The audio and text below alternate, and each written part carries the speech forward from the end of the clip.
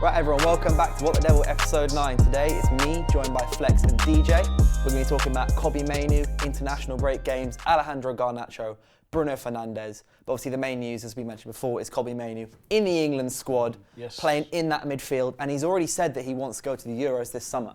Now, we're going to start with our usual hot take with, I don't know who's seen it, but Ian Wright this morning pretty much saying that as Mainoo is the right profile for England's slip in the midfield, with Rice and Bellingham, that he should just go in from the start. Now, there's a bit of debate, and sometimes an England player plays too young. For example, Theo Walcott, it can go a bit wrong, but sometimes put the player in straight away and it works. Do you think that Mainoo should just slap straight in there? Definitely. Look, he's passed every test been put in front of him. He's passed every test. He's played against some of the best teams in the domestic league. He's played against some of the best players in the league. And he's literally shone. He's played on the Euro stage as well. I was saying about the Galatasaray when he came on, into the cauldron of fire, and he literally excelled in that. I think he only played like 20 minutes. But still, look, the boy is super talented. He's on a high right now. The call-up is well-deserved. But yeah, throw him into the deep end and let's see what he can do, because from what we have seen, he's passed the eye test too. And in terms of his play as well, how he complement the other players in the England setup, I think it's a nice little package that they would have in the middle of the park there, personally. I look at it like I've toyed with this. Like at the beginning, I was saying to Owen on shows and other people, I was like, yeah, let's just not do that. Like, not even just the England thing. I'm talking about Kobbie in general. Let's not over-gas him. Because we do it as United fans, especially when we're in like moments of need. Like we just need a saviour. We need someone to just. Messiah, But when you see how good he is, you go through a threshold that's like, you're good enough, you're old enough. That's why the saying exists. Yeah. Because really, Kobbie Mainoo shouldn't be in the England squad yet. He's only started 20 odd games for United this year. That doesn't happen. That's unheard of. Yeah. But when you look with your eyes and see what he is doing with the ball, how he is playing in these games, he's exceeding all preconceptions of what a normal 18-year-old should be doing, which means he's special. And when you're special, certain rules go out the window. Now, of course, the things that need to be around him is the patience, is the calmness, is the humility. He needs to have good people around him and keep the pressure off him and stuff, yeah. But if his performances are doing what they're doing, how on earth can you ignore that? Gareth Southgate literally put him in the under-21s. That was the call. That was the call they made. Yeah. They put him in the under-21s. And they saw him play against Liverpool and went, Bring him in. No. Because also, I think back to what Eric Ten Hag said. And Kobbie even said that, which is that when Eric came in, he had a look at him and went, who's he? Get him out of that. Under-23s or under-18s, whatever it was. Let's build him up. Let's challenge him. Yeah. And it's the same thing. When I looked at the under-23 squad, no disrespect to players that are in there, I looked at it and I went, Kobbie's operating at a higher level than these guys already. Higher frequency. Do you not understand how hard it is to not just play for Man United? Yeah. That's one thing.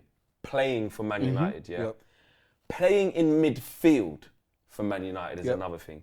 And then the type of team that we are, and the type of players that we have in midfield and the things that we're lacking, to give us those things that we're lacking so consistently already, it's a no-brainer that he has to go into England. And then the question becomes, like you said, does he just go straight in?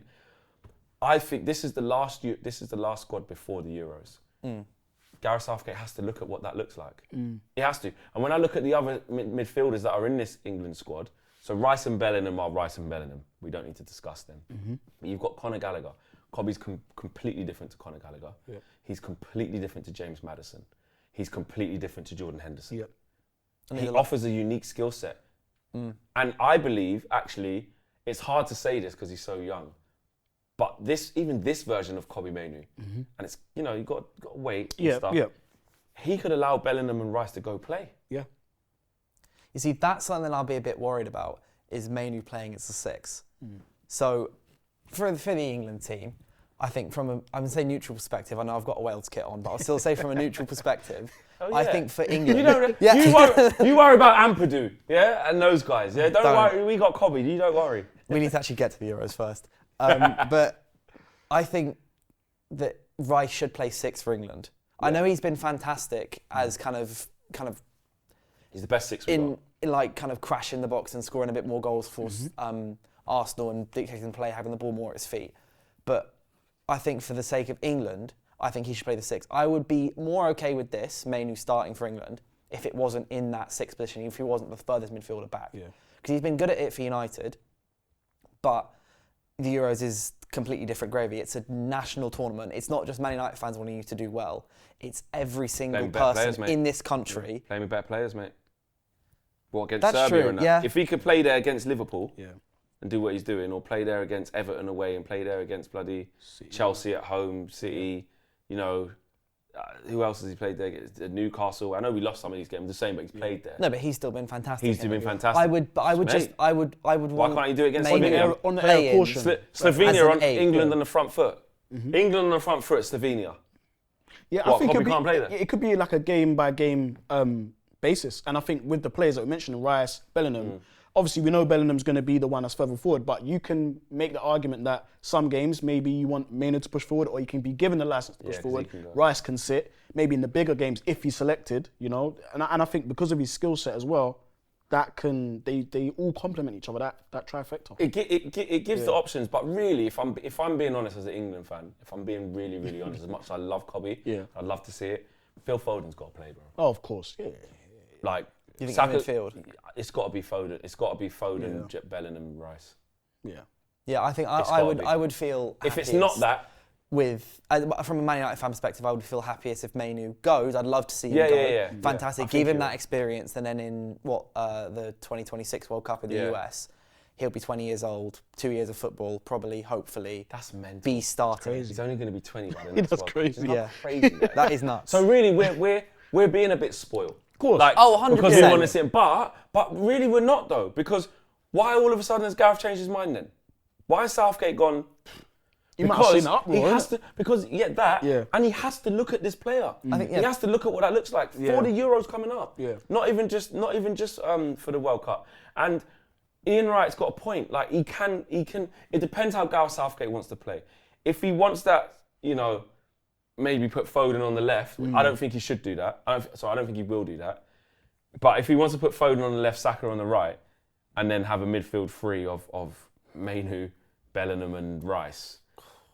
Do you know what I mean? Even saying that. Yeah, just saying but that. That is a good team. It's a crazy and it's a capable midfield. It's got a bit of everything in there. It's but I don't know about Foden being out on the left when you don't really play the balance of the team. Yeah. I reckon Southgate would probably just prefer Rashford there, to be honest. True. Which is not a problem. Yeah. But I think this is more about get him in the squad. Let's get him in training. We got 2 friendlies at home at Wembley against good opposition. Can test him out against Brazil and Belgium, both at home.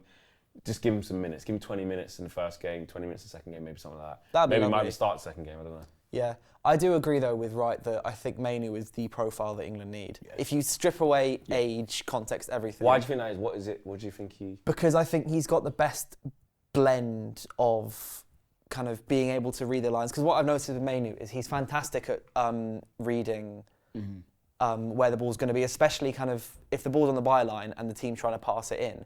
Mainoo intercepts it quite well almost every single time. He's well intelligent as a footballer.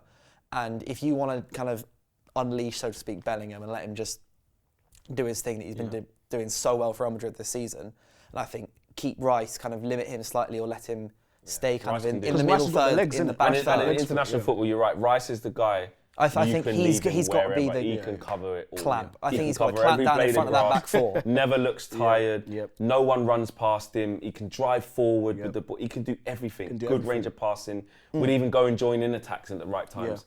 And I agree with you. Like, what's best for England right now is probably keep Rice in front of that back four. Have Bellingham, give him the freedom, and let Mainoo be kind of the middleman in between. He could be the link. Mainoo can play the link. Kind of very, like very well. how we kind of used Pogba slightly later. Remember Pogba when he went slightly further forward under Solskjaer. He wasn't quite playing as a 10, but he wasn't doing what he was doing originally under Mourinho, where he was he was kind of like in the middle. It's a classic number 8, and I think he's England's only classic number 8 at the moment because Calvin Phillips is the best one in the world. Poo. And Jordan Henderson, I think, has kind of ruined his chances of continuing playing for England, and also kind of ruined his rep a bit by going to Saudi Arabia and coming back to Ajax. And I feel like England do need to move on a bit from Jordan Henderson now. I just think Mainoo is the perfect profile. I'm just slightly worried about the fact that he obviously didn't play any senior football until December, and then suddenly that's all he's been doing. But you know what? But he so far has shown that he's I good don't think, and I'm with you on that because I worried. I'm like, nah, just don't gas him out. And we do need to be careful of that. All of those things still apply to a young player. Course, yeah. You know when to take them out, know when to give them a rest. Like Eric did it against Forest, and we didn't like it. He said he's doing. We took him off at half time and said, I've noticed he's played this amount of games in these amount of days. We do have to trust those bits of decisions. But like, he's become so key at Man United so instantly. It's scary. You know what I think is really scary He's about our best midfield. Like, we can't play the type of football we want to play without him. It's his composure and decision making, because you can have young players that have the raw talent, skillful, technique, great. But when you look at the mature side of football, the mature side of the game, he's got it in abundance already. And I think that's why he's head and shoulders above the rest, in my opinion, in the United midfield. I think Ten Hag wants to play him every game, but again, there has to be an air of caution because of his age. And he still has been playing him every game, really. And he's still growing. He's still growing into his body. He's quite a physically fit guy, but he's still growing into his body at this age. And I think for England, I'm not gonna lie, like I'm gonna get excited about it. I think if we see him in that trio, if we do see that, I think he'll show, I belong here with you guys. I really think he'll show it. Yeah, I definitely agree with that. Like, if you think of like maybe how the first couple of days of like training's gone at St George's and that, I can just envisage Kobbie just like just being nice. I think they're eating Saka's sauce in the flipping canteen, going, "Oh, Kobbie's alright." Yeah, he's alright. He's alright, mate. Can you imagine Declan? Player. Yeah, player. Something that I've quite liked about the England training so far is almost every single photo that's come out has been Kobbie with Rashford, which I really like. So Rashford, obviously, he was kind of nurtured into the United squad by Lingard, who was a few years older than him, and his first few years it really helped him. And I think having, obviously Harry Maguire, but especially Marcus Rashford in that England side, because I think all the England players love Marcus Rashford. Yeah, they all really like each other. Because Southgate, there's one positive he has done. He's created this fantastic environment in England, and I think that it's really just nice to see that Rashford's almost being a big brother to him. Rashford's 25, 26, got him in his 18, kind of bringing him in and kind of introducing him to all the lads. And I think what's going to happen in the Euros is I don't think Kobbie will start the first game. A bit like Luke Shaw in the Euros 2021, where Luke Shaw didn't start, I think, the first game of the campaign, and then he then got brought in and then ended up being undroppable and then scoring the final. Not saying that Mainoo's going to score in the final. Hold on a minute. Wait. We've skipped here. So what you're saying, he's definitely on the plane? Mainoo? I think he's going. I think he's going. Partly because there also aren't other great options. I think maybe Southgate was hoping that Calvin Phillips would have a bit of a revival at West Ham. Not enough games now. And he's not having enough games, and he's had a shocker every time I've seen him play. I think that Jordan Henderson, again, his rep's a bit ruined. I think he'll be on the plane, but I don't think he'll be there. But I think Mainoo will end up on the plane because he's forced his way into the United team by being so good. He's forced Gareth Southgate's hand by playing well against Liverpool. And he's forced us to be like, do you know what? And he's forced us to be like, fair play. Yeah. But I don't think he'll start. Yeah, I kind of don't want him to start, but I think he's going to end up forcing his way into that squad. And by, let's say, the quarterfinals, if England do well, which, separate point, I think England are favourites. And I think if England don't lose this tournament, don't win this tournament, they haven't done what they should have done. Yeah. No, I think England are the favourites for the tournament. I personally think this crop of England players is the best since the golden era of That's true. Best. But we do this. Me personally, I think, look, in terms of competing to win it and getting to the last stages, and of course, I was just doing another show where we're going through some of the other teams, bro. We keep doing this as England fans. I just seen France in his team, bro. It's stacked. Yeah, they're stacked. It's stacked. I just seen Portugal's team. It's stacked. I just seen Germany's team. Now, don't get me wrong, they're in transition and stuff. So England should be up there. In the FIFA rankings, they're the third best in the world. Yeah. So they, I get that. I get that. And I know this is only Euros. That was including Argentina, and Brazil and stuff like that. So, European teams, I get it. But come on, man. We ain't got a God-given right to have to just dispatch a front. Look what happened last time. We played France in the quarterfinals, but they dealt with us in the end. Did miss 2 pens. Don't matter. Do you know what I mean? They dealt with us. Yeah. Portugal.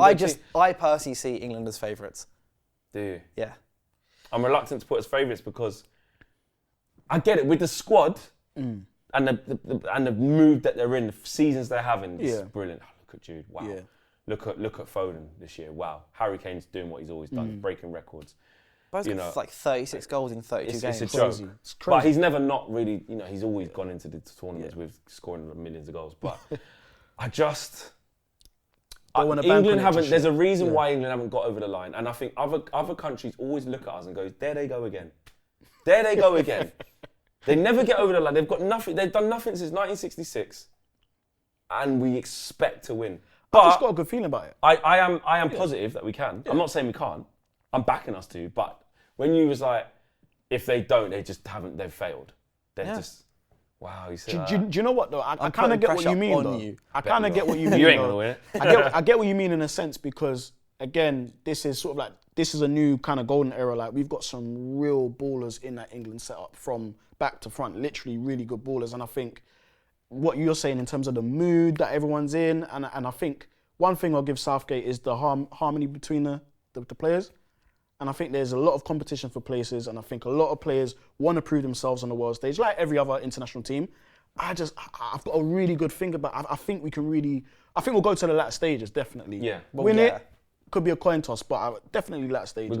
England, what I do agree with is England can mix it with any of them teams out there. 100%. Yeah. I also think this squad is better than the other one. This is the best squad Southgate's had. In 100%. terms of pure ability, this squad. Yeah, and now they're a little bit more matured as well, those types of players. You've got So you Foden's look at now Saka, playing every you week. look at He's Foden, got 17 you look what goals. Bellingham's doing. They've gone up a level. Saka's now a main man. Rice is obviously better than he's ever been. Bellingham's been better than he's ever been. Harry Maguire will still be England Harry Maguire. John Stones fantastic. Luke Shaw, I think, will start. Yeah, he will. Hopefully he will. And obviously he's still fantastic when Walker he can will play. He'll find Goalkeeper's the only one that I'm a bit like, don't know. Yeah, but Pickford's he's been alright for England. Yeah. But on the subject of the Euros, we're going to play a little game. Yes. Okay. So, obviously, Manchester United have always had a lot of international players. Yeah. And I want to know how many you guys you can name. So, this is a simple game where I'm going to ask, let's say, Flex, how many players do you think of Man United players have played for X country? You've then got to think how many you're going to get right in 30 seconds. DJ then has the option to challenge you and say, no, I think I can do more. Okay. And then you can challenge him back. And then at some point, one of you is going to go, I don't think you can do that. Yeah. Okay. And then you've got to prove it. So we're going to start off. I'm going to ask Flex, you first. How many England internationals from Man United, past and present, do you think you can name in 30 seconds?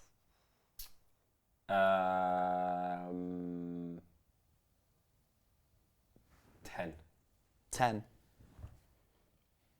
DJ, do you think you can get higher than that?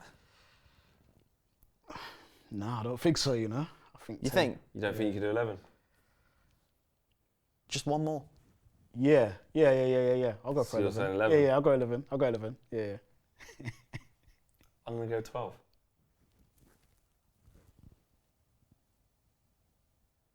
I'll go 13. You think you can do 13? Flex? Yeah, easily. Yeah. You can't do 13? English players past and present? Yeah, 13. Who have played for Who've England? played for national team? United? Yep. Played for United. Do that. I'm going to say... Right, okay. I'm going to say So DJ you've got to Ryan. get 13 Yeah. in 30 seconds. Yeah. 3, 2, 1, go. Rashford, Teddy Sheringham, Lingard, Paul Scholes, Rio Ferdinand, Gary Neville, Phil Neville, Nicky Butt. Hold on. Amari Forson. Can't say that. What English player? Kobbie Mainoo. That's 10. No, you're still on 8. Yeah. And time. The pressure. Bro, I said England international. You went from Nicky Butt to Amari Forson, bro. I know. You I were was naming them last reaching. night too and then didn't say Beckham. I did not say Beckham. You didn't even say Rooney, did you? Didn't even say Rooney. No. Shot. There's Under there's pressure, your bro. 12 there. Ince. So, 1-0 to Wes Flex. Brown. Right, DJ. How many Man United players who have played for the Ivory Coast do you think you can name in 30 seconds?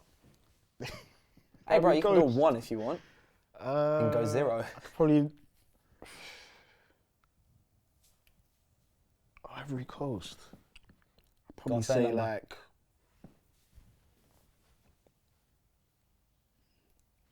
1. 2. Back yourself. 3. He's definitely lying.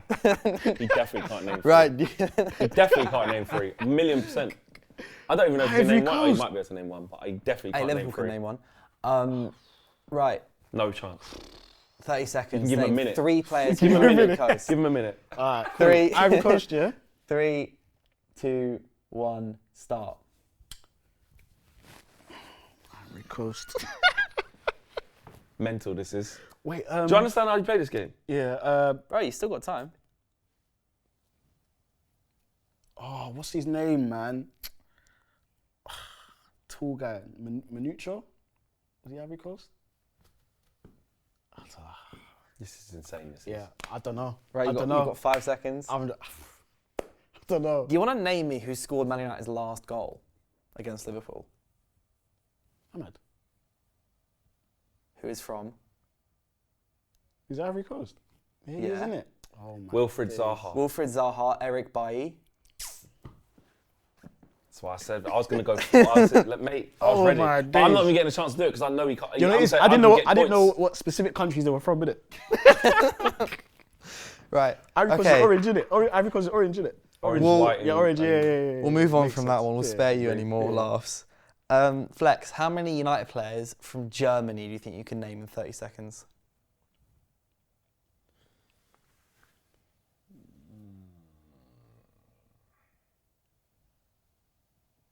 That's hard, isn't it? Mm.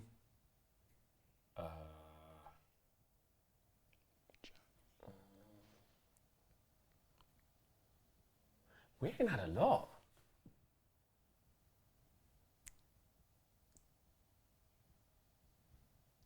One.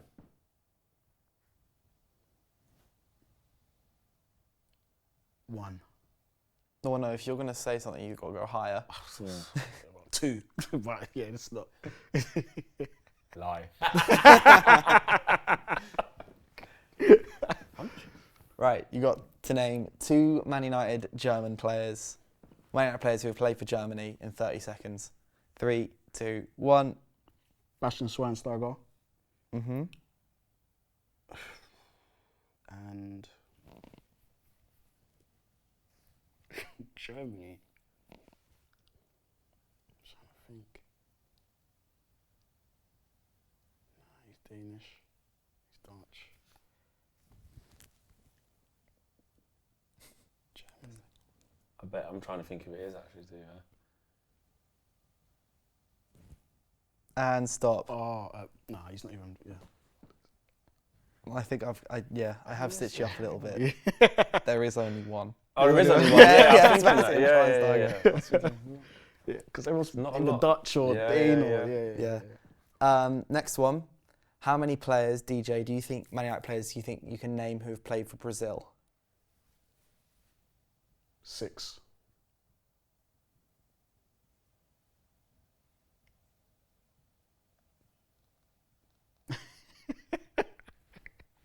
There's quite a few. 7.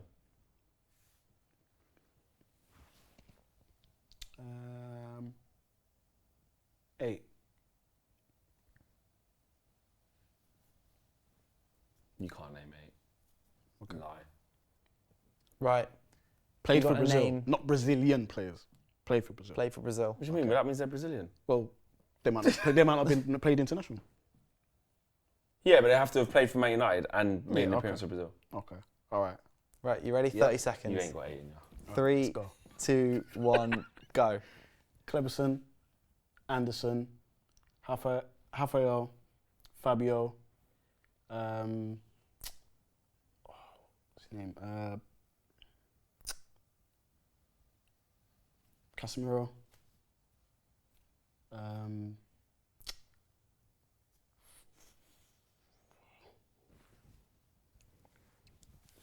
Fred. And that's time. 6, you got close. Missed out Anthony. Anthony. Oh my God. I was doing some research as Where's your well. seven? There's did Andres Pereira ever play for Andres Brazil? Pereira, yeah, Andres he's Pereira got played called up for now. Brazil. He did, yeah. There's also Rodrigo. Possebon. Yeah, I remember him. He broke his Can't leg. say their name. Yeah. And I think that's actually. I think there was only 8. Yeah, it's not a lot. Oh, Teles. as well. Alex Telles, Oh yeah. Don't remember Yeah. Deadwood. Sorry. Rude. I've Last cleaned one. up. Oh, Yeah, you one have more. cleaned. There's one more if you want to do it. You but may as well you're, just do it for fun. you're 4-0 up. I mean, I've won, but let's Yeah. and I didn't even need to do one. Yeah. I called him a liar every time and won. Yeah. Every time, mate. Last one is Italy. Italian.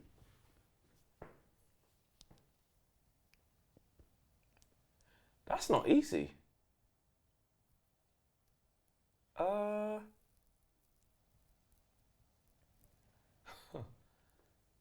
I can only think of one that stands out right now.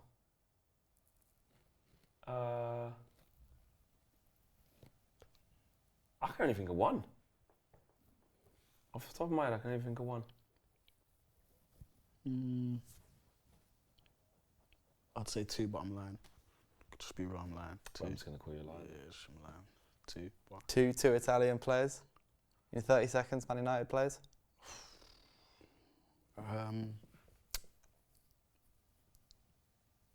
Who was I thinking of in the first place? Wait, hold on. Well, you've started the timer now. Yeah, Mate, yeah, you're in the All game. right, trying to think who was I 3, thinking? 2, In the game. 1, All right, go. cool. You can't give him extra thinking time. He's not going to get this. There are 2 really obvious ones. Obvious, yeah. I've got Yeah. one that's obvious. I'm trying to think of the other obvious one. One played for a number of years, one is more iconic.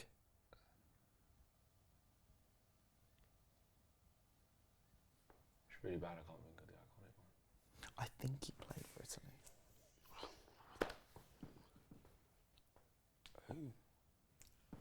Surely 30 seconds. And time. Damian. Damian I and can't think of the Macheda. Ah, Macheda. Yeah. Iconic, man. Iconic. That's why. Iconic player. But did he actually represent Italy as well? I am just double I'm checking. not sure about that. Did he probably He made made the youth Italy level squad. and that? Well, not the national. Did he make a Yeah, they senior made the- appearance? I mean, that might be I a want to Dylan dodgy. believe that he did. Okay. After that goal, you might. Yeah, have. probably. Yeah, Yeah. probably after that goal. But there's only 2 ever Italians to play for Man United. There's a couple from the academy as well. Where's Petrucci, Giuseppe Daniel Rossi from? Petrucci. He's Italian. Yeah, he's Italian, but Yeah. he didn't make a senior appearance for Oh, United. yeah. There's David Petrucci as well. Wow. Yeah. Clean sweep for me, mate. 5-0. Well done. 5-0 Didn't to even Flex. have to name any players. Should we give you a country now just to see how many you can Yeah, name? go. Go on. Then. All right. 30 seconds to name as many players from Argentina as you can.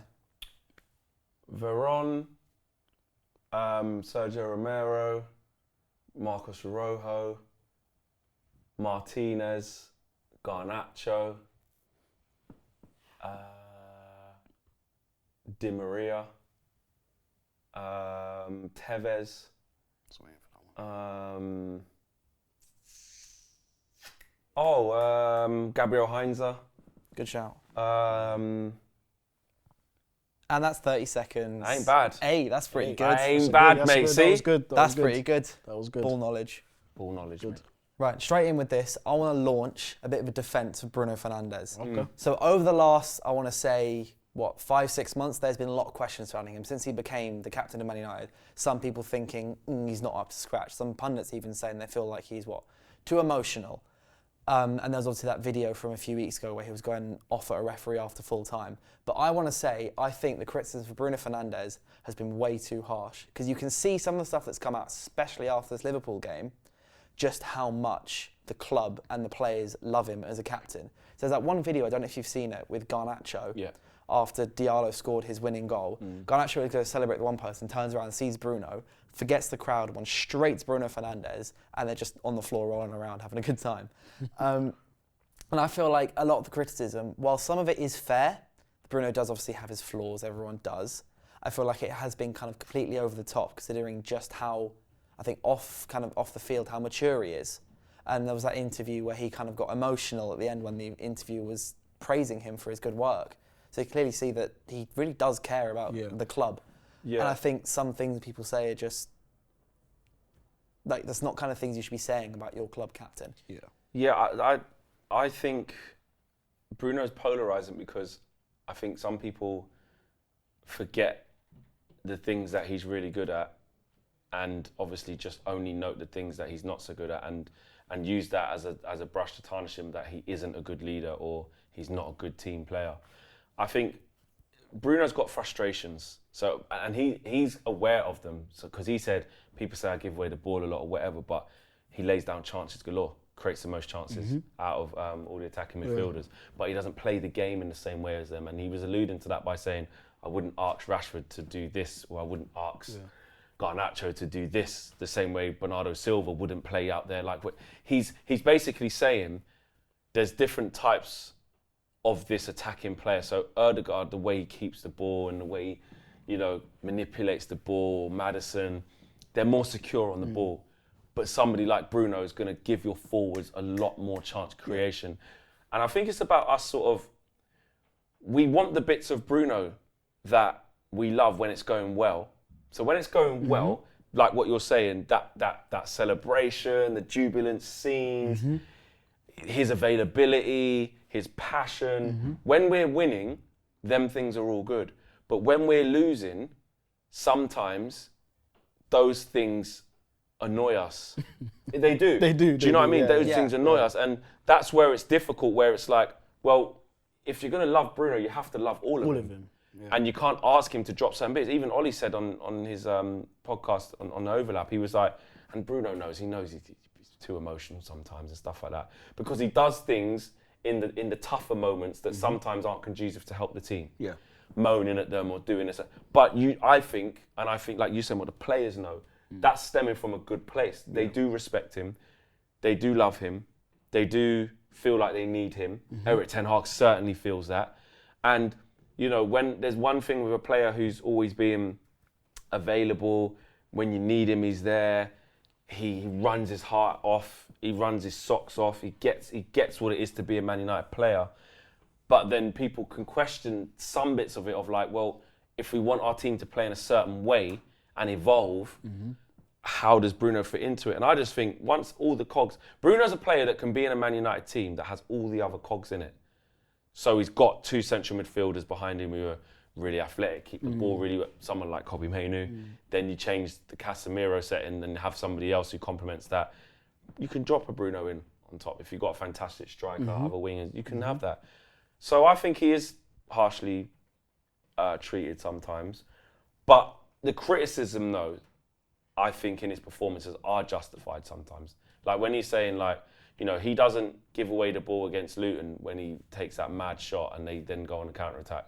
From the corner when he takes a mad shot, then they go on a counter-attack and get two chances where we could have lost the game.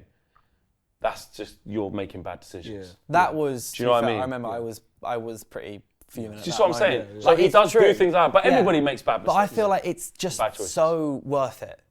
Like the stuff that, as you said, stuff that we get annoyed at sometimes, I think overall are so beneficial to the club. And I think maybe he's not the ideal captain for maybe a Man City side, but I think right now where Man United are, he is just the ideal person to have around. Because he's so, like both in his play and his manner and everything, he's so constant. Like he's constantly talking to players, he's constantly leading, he's constantly the front of the team. And obviously in play, he's constantly trying to go forwards. And sometimes at detriment, the Luton shots, they were annoying. And I'm sure he's hopefully got some sort of hammering from Ten Hag about that, because he's not really done anything like that since. But I feel like people sometimes don't quite appreciate that the kind of couple flaws he has stem from something that the club really benefit from. I think when he came in, I have a lot of respect for Bruno. I think when he came in, he literally put the team on his back and literally just carried us through his initial season that he came in. And he came in at a dark time. Exactly. Do you know what I mean? And he carried us through. And, look, for a lot of people at home, they're like, oh, Ødegaard's better, Bruno's better, whatever. Two different stylistic players, right? But for me, I think, the eye test has always been a thing with Bruno, innit? It's the eye test for me. And he plays this high tempo, risk football, always trying to, play in Rashford immediately. He's not really interested in building up. He's literally getting the ball and pinging it through the lines. And I think if he was winning Prem titles and he was doing that, great. No one would have anything to say about it. But I think now where United's in the spotlight under, a rebuild, us underachieving, and you've got a player that and when you need to take a bit more care of the ball in certain respects, he's trying to play risk football, and we're losing the ball, ending up in counter-attacks. Once he does that once, twice, 3 times, you know, it's going to get on the fans' nerves. But I think it can't take away for all the statistic merchants out there, all the stat-mans and all those guys that love all of the XG and all of that. He's phenomenal. He is on paper, black and white, he is phenomenal. But it's literally statistics on paper against the eye test. And for me, he fails the eye test a lot of the times. But that could be a variety of things. He's played the most football in Europe, so it's not necessarily we've got another number 10 that can come on, well, we do, Mount, but he ain't been available. You know, Bruno is playing so much football that could be a bit of burnout there. Probably needs a rest, he needs to chill a little bit. But I think it is over the top, some of it is. I think with the pundits talking about he's too emotional. Look, we've had captains at Manchester United that were extremely emotional to the point where it boiled over and got them in trouble. Roy Keane, he gets kind of praised for having that behaviour. Do you see what I'm saying? He kind of gets praised for having that, you know, never die attitude, you know, always holding everybody accountable. And I feel that Bruno isn't Roy Keane, obviously, but he's passionate about the team. He's really passionate about the team. And Harry Maguire, who was slaughtered in the media, you know, a year ago now, he wasn't barely talking to his players. He wasn't having a go at the ref. Exactly. Bruno has that bit of shithousery as well. It's not a throw-in. It's not a throw-in, but he's going to say it is. And those are the things Yeah, when it's I think going it's good. We like it that. gives you the extra 1-2%. You need gives something, you that, yeah. And you do, you know, when it is going good for you, I do want a player that everybody else in the league hates. But he's our guy, like he just frustrates all the other fan bases and sit down, you know, Fernandes, all sit down, you get behind it, you know, he's our guy. Yeah. But I think it's about also the over-reliance on Bruno as well has been a thing. I think that's what's maybe frustrated people. It isn't Bruno's fault. Managers have made him that guy. When he came in under Ollie, he transformed us because we had Pereira in the 10 and Lingard and stuff like that back then. And he was phenomenal. You know, when he came in just before COVID, he was fantastic. And then pre-COVID, he was amazing. Then the team's looking to be a bit different now, and he still plays in that way. But I think we have to look at the bits that Bruno is good at. I think Bruno is really good in transition. I think, like you said, what Bruno's fantastic at is if you give him the ball in quick transition, you've got a Rashford who's in. Yeah. You've got a Garnacho who's in, or Højlund's made a really good run. Bruno's fantastic at whether it's his left foot or his right foot, outside of the boot, dinked, driven, curved. He can hit the ball between the lines or over defenders' heads. And he doesn't take too many touches. He doesn't take too many touches. Get on a half turn. As long as he's got space and time to do it, he'll make a good pass because he's got good technique. He's got good weight of pass. He can strike a ball. Where he falls short, which I agree with DJ saying, is that the type of game that we're all wanting to play, which is a patient build-up in certain games. Of course, there's times to move it forward quickly and not play too slow. But there's times where we need to take the foot off the gas a little bit. We need a little bit of composure. We need to keep the ball a little bit better. A bit more security. And building through the lines is not Bruno's best attribute. He's better off in that final third area where he can press, he can try things where if it goes out, if it doesn't go to the to the player, it's going to go out for a goal kick, rather than giving it away in the centre circle in transition where, you know, we're in big trouble. So look, the reason why I'm comfortable with Bruno is because I appreciate the good bits and the bad bits, and I know what he's good at versus what he's not good at. It's still frustrating sometimes, but I think if the team is better, i.e. Kobbie Mainoo, i.e. take out Casemiro, I think that needs to change, i.e. the forward players need to be more efficient, the way we build up in possession, I think Bruno can be there. So this kind of leads on to something that Bruno Fernandes has said this week. He said in an interview when he was out and away with Portugal that he sees himself playing lower as he gets older, so maybe coming back towards the number 6. And he mentioned the game against Everton last season where he pretty much played as number 6 and then he created something like, 8-9 chances in the game. And do you think then maybe that might not be the best idea for him, coming back and maybe playing as a 6, if his qualities only really work with, so the qualities he has and playing as number 6 would really work on a kind of possession dominant team. If he's better in transition, would that maybe not be the best place for him to then transition into if United want to start becoming the more dominant team, heavy possession based team that the clubs seem to want to build? Yeah, I see kind of Bruno as And that's a good question because I see him he can kind of do what Eriksen was supposed to be brought in to do, deep line playmaker. But I think it depends how United want to play. Again, I think he's always going to have that quick transition pass from deep in midfield.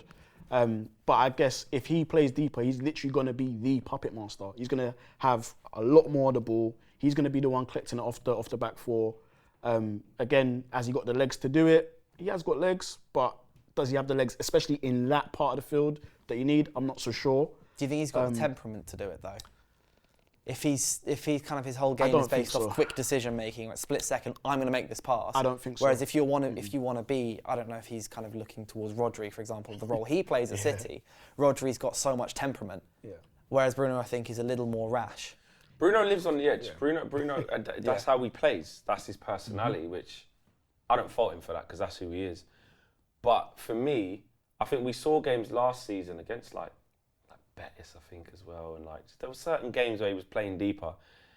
Listen, Bruno's an intelligent footballer and got good technique. So if you give a player like Bruno space and time on the ball, he can play there. Happens, yeah. We saw it last year. He can play there against certain teams.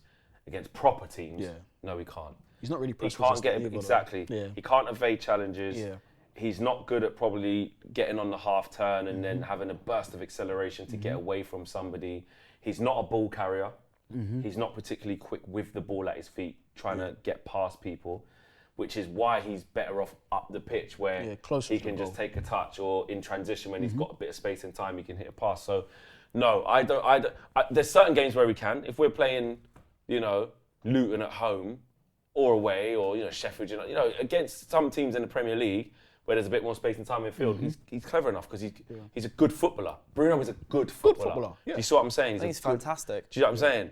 In terms of his fundamentals, though, like someone who just knows how to take a good, clean touch. Have you got pass appreciation when you set people through? Yeah. Yes, he makes rash decisions, which is that's the cross. That's in the cross section. But in the tick, I would say Bruno's got good technique. He has good pass appreciation, and he can play a pass with both feet. And also, good weight. And one of the best things about him that I really appreciate is being able to make those killer passes literally in a blink of an eye.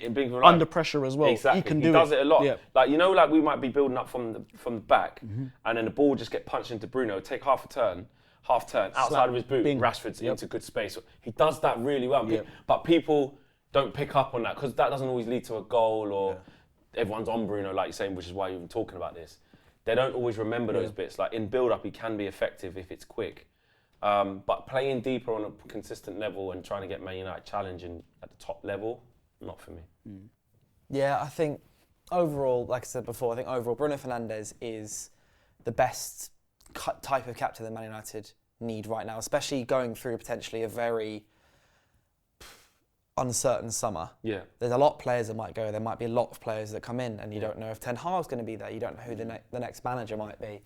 Although I feel like increasingly I think it might be Ten Hag, just based off what kind of Arteta is saying. Like we talked before about Ratcliffe praising Arteta and Arsenal so much for sticking by him, might be something that he then looks to and goes, may as well stick by Ten Hag at least for now, which would help maybe create some more stability.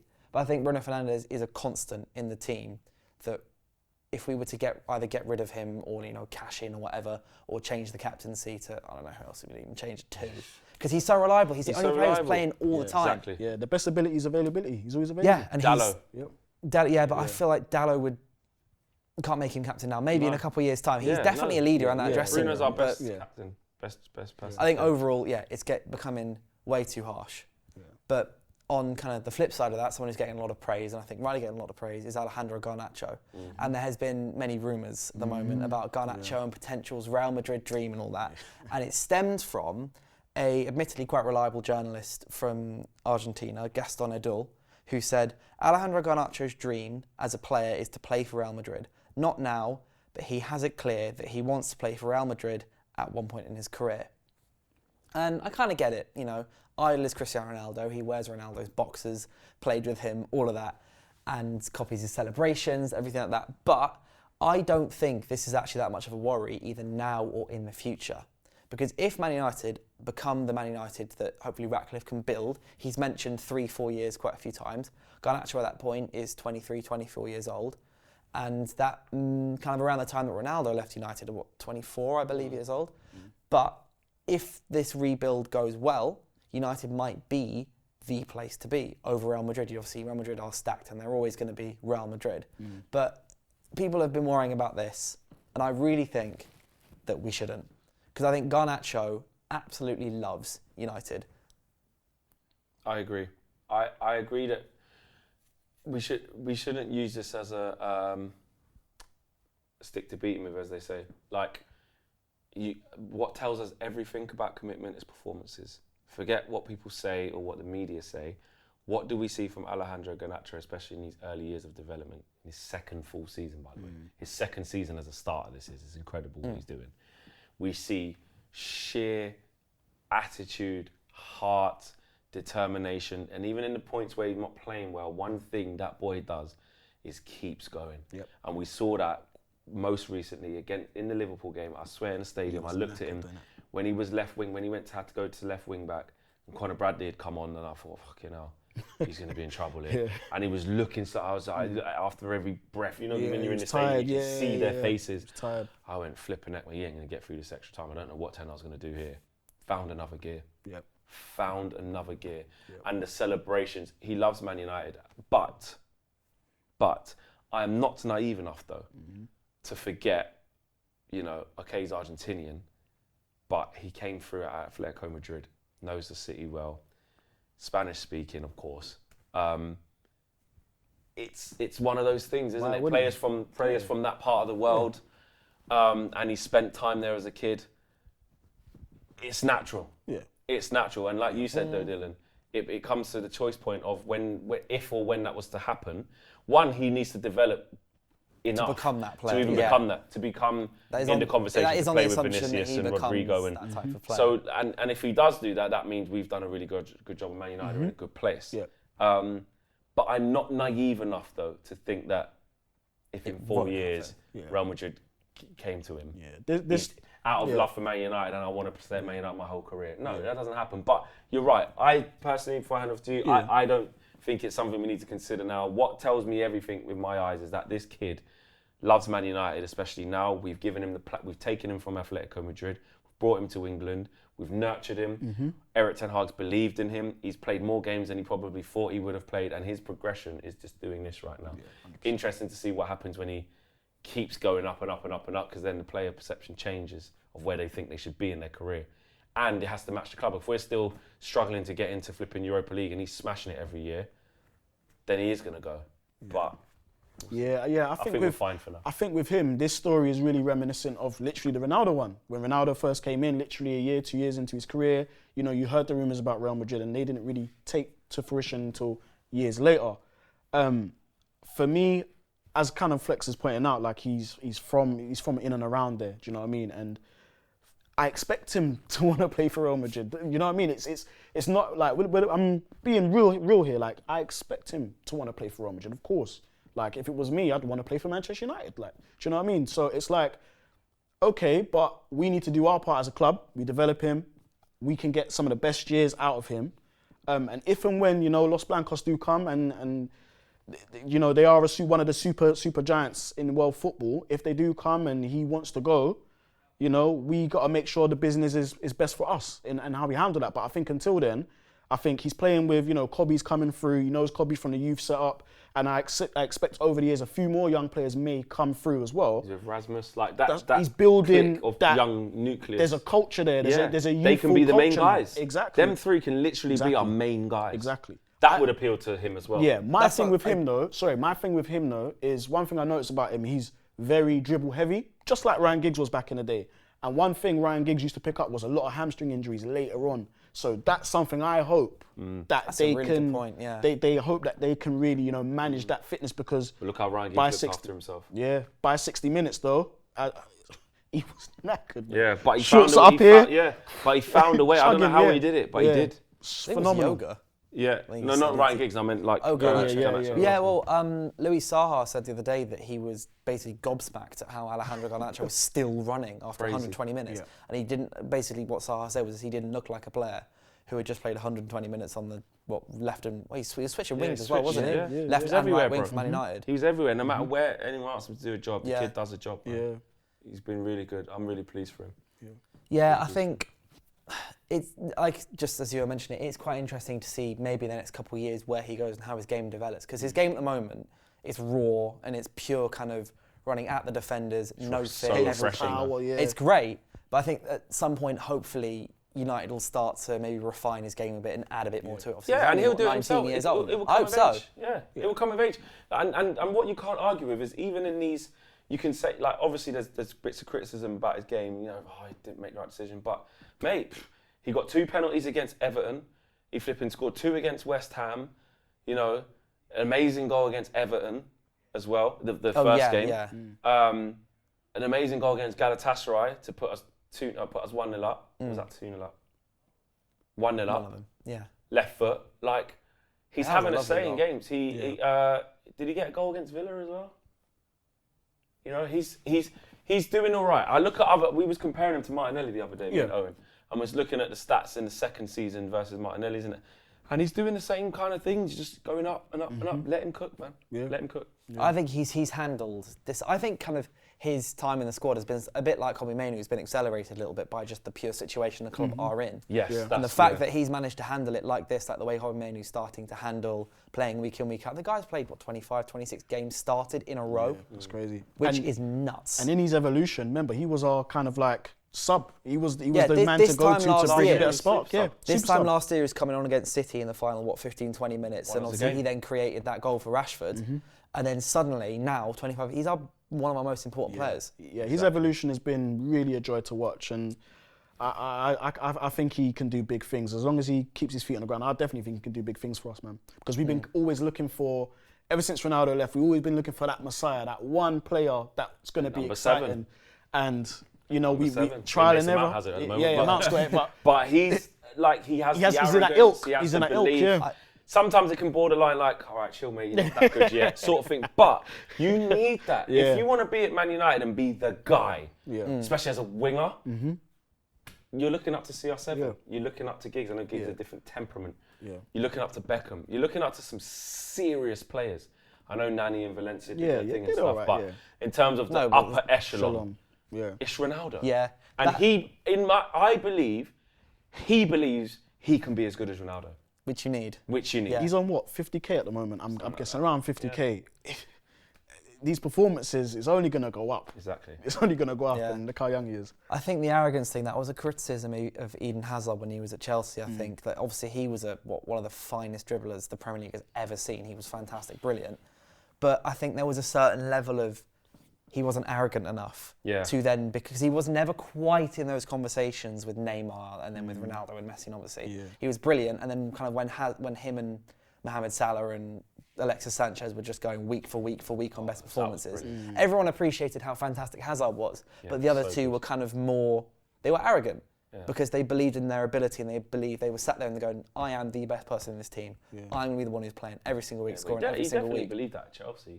Hazard I did. think- He was that, but making that step to Madrid, It didn't work. I've heard stories of, just Hazard quickly, I've heard stories about him just being arrogant in the sense of, yo, we're going to do some weight training, you're joining us, and he's just like, It's nah, application. I'm good, yeah, I'm good. It's a different. It's because that's what separates the good, the very good, versus the exceptional and the greats. Like when you look at how hard Ronaldo works or dedicates himself, even something like Mo Salah, his look whole at the life. shape he's in. You know, Hazard could be accused of maybe not putting it in as much as he could have, maybe. But what a player! What a player! He was fantastic. Amazing player. Yeah, I think that pretty much rounds up episode 9. Thank you very much for coming on, DJ. No problem. We'll be here obviously every week. Remember, guys, listen on Spotify and Apple Podcasts if you can't watch the YouTube video. Let us know in the comments what you thought, anything we should add, what we should have talked about, if you disagree or agree with anything we've said. Apart from that, we'll see you next week. Cheers.